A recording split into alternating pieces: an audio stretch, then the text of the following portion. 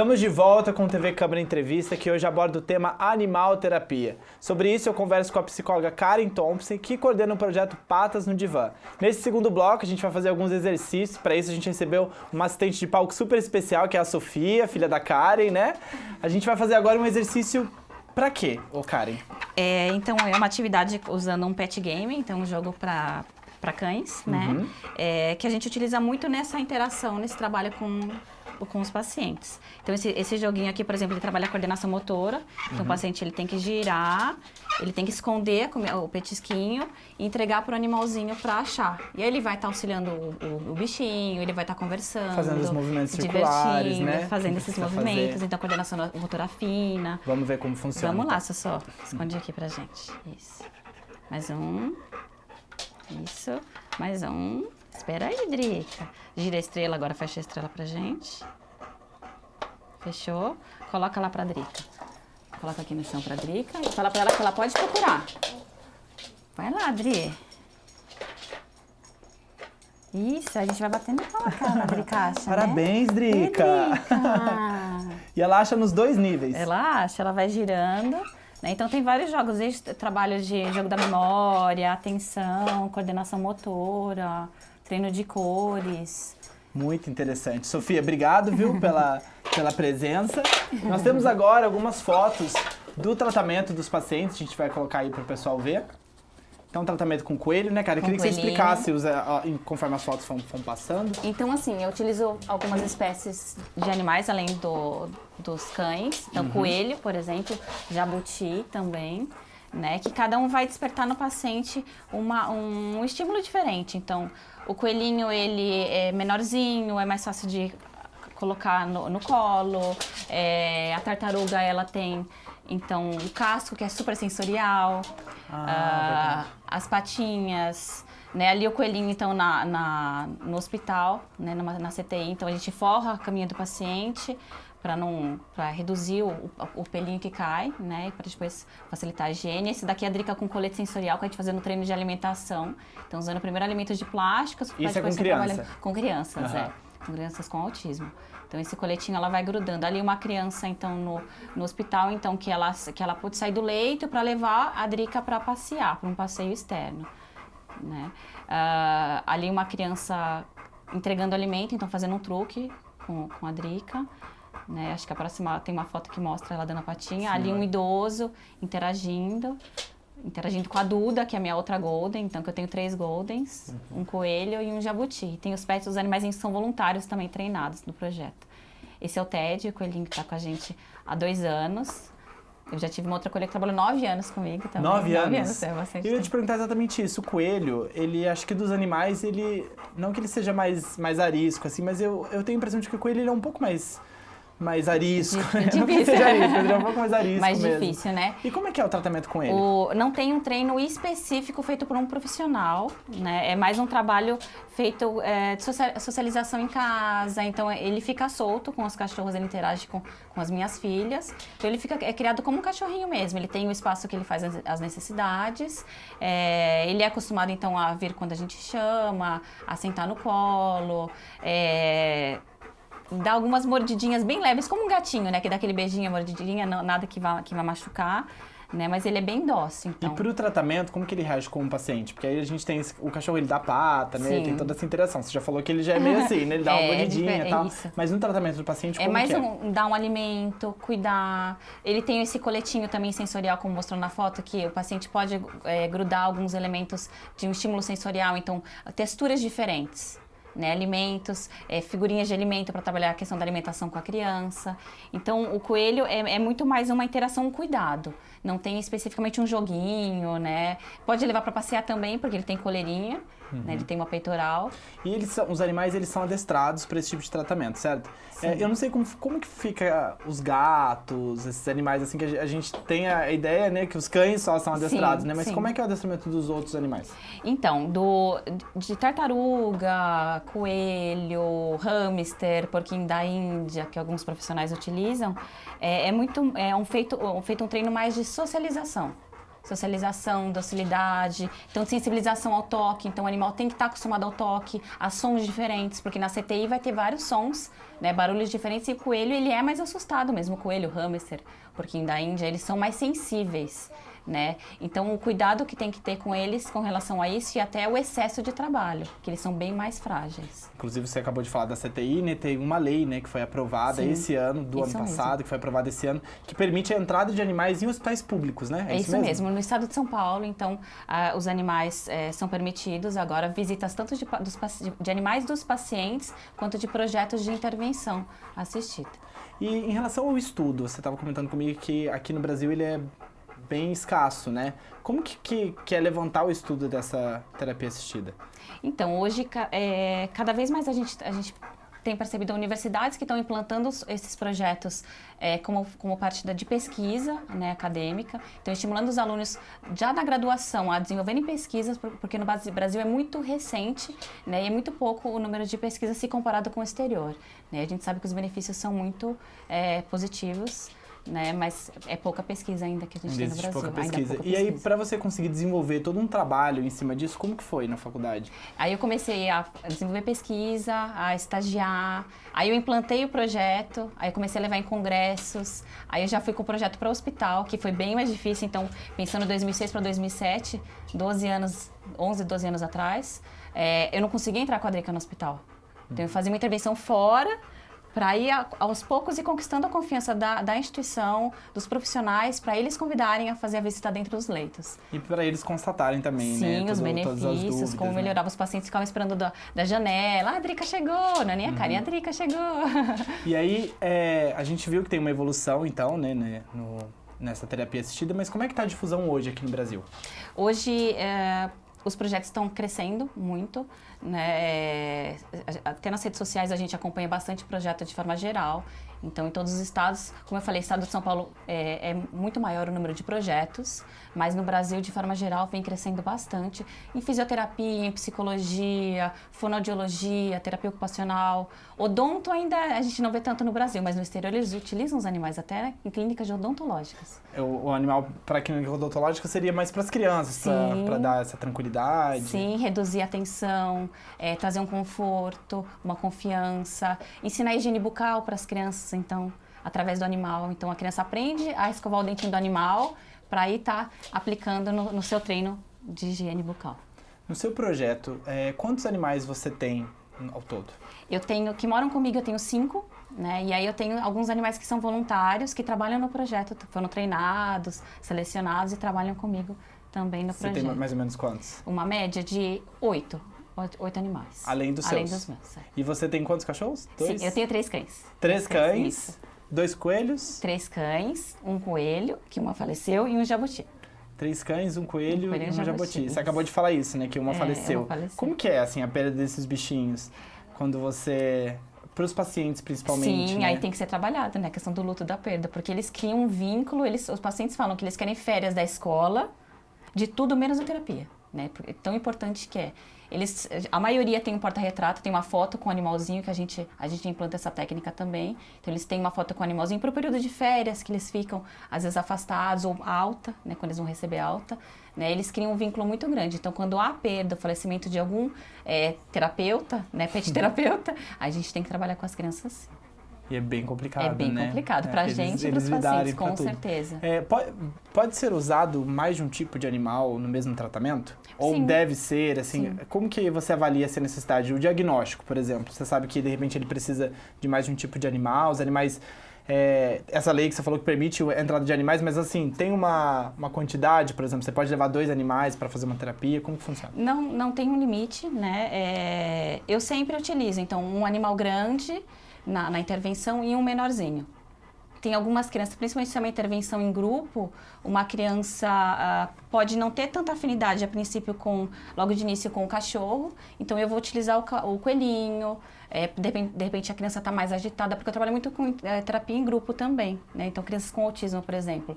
Então uma criança pode ter uma super interação com a Drica, outra não, e aí eu vou usar o TED, que é o coelhinho, né? Posso usar o jabuti também, ou a outra golden. Então, vai muito também da identificação do paciente com o animal. Mas é indicado que utilize mais de um animal, sim. No seu estudo, você comentou comigo essa questão até de animais, inclusive peçonhentos, né? A gente sabe que a maioria tem uma certa repulsa, né, por esses animais. E eles são usados para a mesma finalidade ou para causar, de repente, sei lá, um efeito inverso no paciente? Como que é essa terapia com esses animais? Quando implantado, então, por exemplo, num projeto com menores infratores, a gente sabe que há aquela identificação. Como que a gente observa um animal, uma aranha, por exemplo? Né, com uma aversão, uma resistência. Exatamente. Né? Infelizmente, a sociedade ainda vê menores infratores dessa forma. Ele lá, eu aqui. Né? Então, há essa identificação. Essas crianças, adolescentes, veem naquele animalzinho, né, uma repulsa, um preconceito, um distanciamento. Então, eles se aproximam.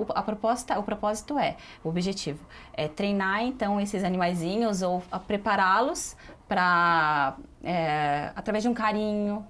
Então, se ele recebe um carinho, ele não vai reagir de forma com ameaça.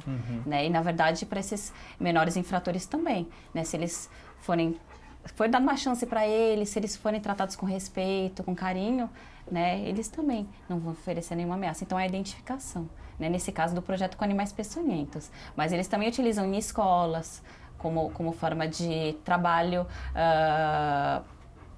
sobre a diferença. Né? Porque é muito fácil a gente amar um cãozinho assim como a Drica, né? Mas aí a gente olhar para uma barata cascuda, um besouro, uma aranha, uma cobra, da mesma maneira, é um animalzinho que merece um respeito, né? Então o objetivo é esse. Todos merecem esse respeito, esse carinho. Em relação aos gatos, assim, eu vi que a gente não encontra muito, né, para essa terapia. Por quê? O gato, ele tem uma personalidade um pouco mais... É bem mais difícil de treinar. Eu já tive gato no projeto, mas é muito mais difícil. Então, os gatos, eles são mais reservados, não são tão sociáveis. Tem as exceções, né, quando eu falo assim de forma geral. Os cães são muito mais sociáveis. É muito mais fácil o manejo do cachorro do que o gato. O gato se estressa mais, ele não interage com todo mundo da mesma maneira, diferente do cachorro, né? A Drica aqui é super vendida. Quem tiver com um petisquinho, ela vai se vendendo.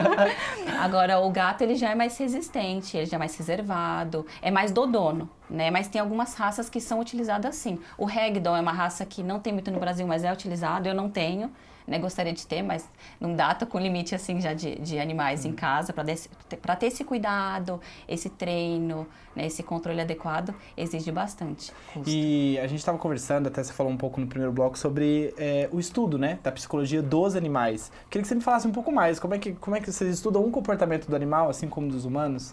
Isso. Eu não tenho essa formação, né, mas aí tem um profissional que trabalha com a gente, que ele estuda então sobre o comportamento animal. Então, eu como psicóloga, né, humana, eu observo o comportamento das pessoas. E o psicólogo animal, ele vai observar o comportamento do animal. E ele vai utilizar de técnicas para manejar, para trabalhar com esses comportamentos que não são adequados. Por exemplo, um cachorro que é medroso. Então, será que um Golden que é medroso, ele não pode servir para trabalhar? Mas ele tem todas as outras características que são positivas. Como, então, trabalhar sobre esse medo? Então, ele vai usar manejo, uma técnica para reduzir esse medo, né, essa resistência que ele tem com pessoas, para, de repente, ser implantada no projeto. Então, existe, de repente, até uma terapia assistida inversa.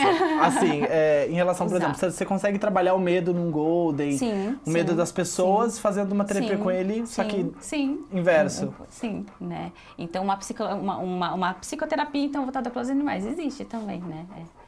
Muito interessante. E como é que tá em quais países, né, que essa prática ela é mais famosa no mundo, assim? Você que fez um estudo que a gente, como você disse, né, no mundo ela é mais conhecida, aqui no Brasil ela tá mais ainda nova. Mais nova. Estados Unidos é muito forte em terapia assistida. Eles usam até aqueles mini horses, aqueles mini cavalos em hospitais. Então, a gente, né, para quem se interessa, pode dar uma pesquisada que tem bastante aqueles mini cavalos que são lindos. Então, nos Estados Unidos, até os mini cavalos entram nos hospitais. Da Europa, Portugal é bem forte também. Portugal, Itália, Alemanha, Inglaterra.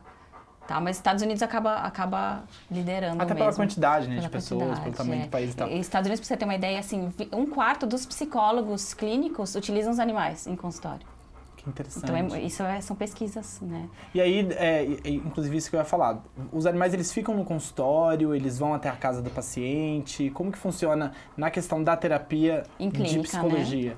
Né? Tem os dois casos, então fica tanto no espaço clínico, quanto ele pode ir até o ambiente fazer um atendimento a domicílio, quanto também pode fazer um acompanhamento terapêutico, então fora do espaço. Então, de repente numa praça, num shopping, num supermercado, um espaço com bastante pessoas, né, que de repente tem a finalidade, o objetivo para aquele paciente específico levar ele para um espaço externo. Em relação aos animais, você falou, né? A gente tem um animal de médio porte, pequeno porte. Existe a terapia assistida com animais de grande porte? Seria a ecoterapia, né, que a gente conhece, na verdade. Ecoterapia, que é com cavalos. É com cavalos, né? Então, é uma terapia já bem reconhecida, até mais do que a terapia assistida, uma intervenção mais antiga, né? Então, é utilizar o cavalo, tanto para o cuidado, né, o paciente ter o cuidado com o animal, quanto para montar, o caminhar do cavalo, então para pacientes que que são cadeirantes, né? Então, paraplégicos, tetraplégicos. Então, utilizar do caminhar do cavalo como proposta terapêutica. Aí, um atendimento em intervenção com uma equipe profissional, fisioterapia, psicologia, né, outros profissionais envolvidos também. Como você descobriu a terapia assistida com animais? Você falou que já entrou na faculdade já querendo, né? A primeira vez que eu li sobre terapia assistida para animais foi em 2001. E aí uma pesquisa de um americano, psicólogo americano, que utilizava os animais nos seus atendimentos clínicos.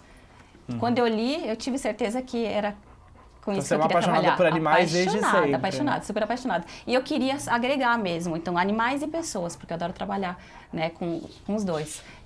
Tive certeza que era com isso que eu iria trabalhar. É interessante. E aí eu já fui pra faculdade. É interessante você, como psicóloga, até dar um parâmetro disso para as pessoas. A gente tem uma relação muito boa com os animais, como a gente disse, uma relação pré-histórica, né? Só que é uma relação entre humano e animal, obviamente, né? Entre racional e irracional, acho que colocando melhor assim. Mas como que você avalia, de repente, as pessoas que tentam tratar os cachorros, os animais como ser humano? Isso é saudável, não é? Queria que você fizesse um parâmetro disso. Já que você estudou psicologia, você consegue até dar um parâmetro dos dois comportamentos, né? Sim, acho que todo excesso, né, não é legal. Então, sempre o meio termo. Então, nem uma pessoa que não cuida, que tem, mas não cuida, e uma que, de forma exagerada. O animal, ele tem que ser tratado, na verdade, o cãozinho como um animalzinho, né? Por mais que a gente tenha amor, eu falo que é minha filhinha canina, a Drica, né? Mas ele tem que ser tratado como um animalzinho. Isso interfere na questão da personalidade. Se eu deixo o cão dormir na minha cama, ele vai ter uma tendência a ser mais dominante, mais possessivo. Então, vai ser mais difícil de manejar, de cuidar, né? Então, assim, os meus animais de terapia, eles têm acesso na minha casa, mas tem um certo limite também. Tem um espaço próprio, né? Mas é dado todo o amor, todo o carinho, né? Como eu falei, eu crio, eu falo que é minha filhinha. Mas tem um limite, sim. Eu acho que o meio termo é essencial para essa relação, né? Para a relação ser saudável, né? Para a relação ser saudável. Karen, quero agradecer a sua presença, muito obrigado.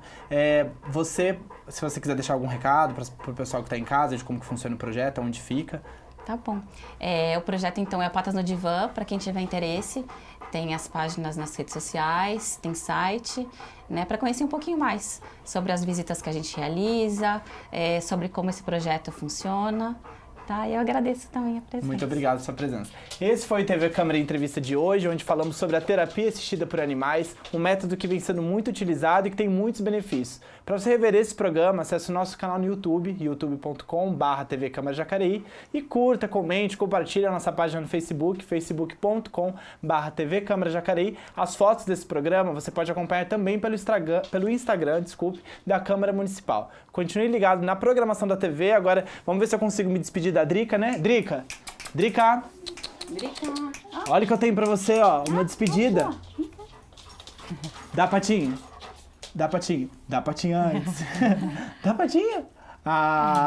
Obrigado pela sua presença, viu? TV Câmara fica por aqui. Até o próximo programa. Tchau, tchau.